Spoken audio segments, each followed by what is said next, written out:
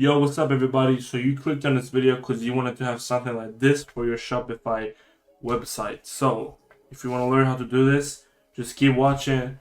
Don't forget to subscribe, like, and comment if this video did help you out.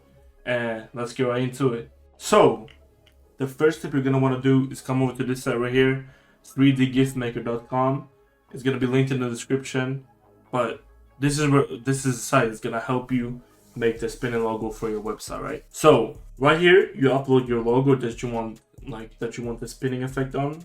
So I'm gonna upload my logo real quick. Let's go over to here, and this is my logo, right? So you can see right here my logo is loaded, and if you don't have a PNG of your logo, you can just press transparent right here and it's gonna do it for you, right?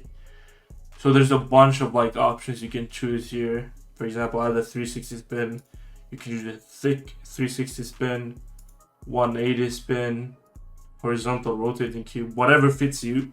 You can just go through all the options and choose whatever fits you.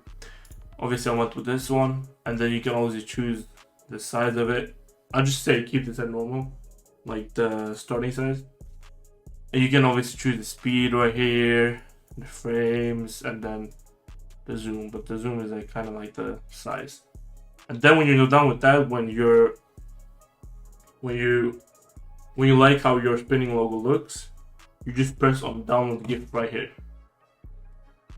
And then after that is done, you go to your Shopify right here, you press online store, you go customize, and then you press here theme settings and then logo. So the thing is, I've got this made for somebody else. I don't really know how to make that. That's some crazy shit. I'm not gonna lie, that's some 3D shit. I don't know how to make that. I just know how to make this simple shit, right? So whenever you've downloaded the file, right, you go here, you add the image right here, and it's gonna process. So you just need to wait for that to process, and it's processed right here. And then whenever it's processed, you just click on it, and then done. And then this is how it should look. I'm gonna show you right now. This is how it's supposed to look. But this is how you make a simple rotating logo.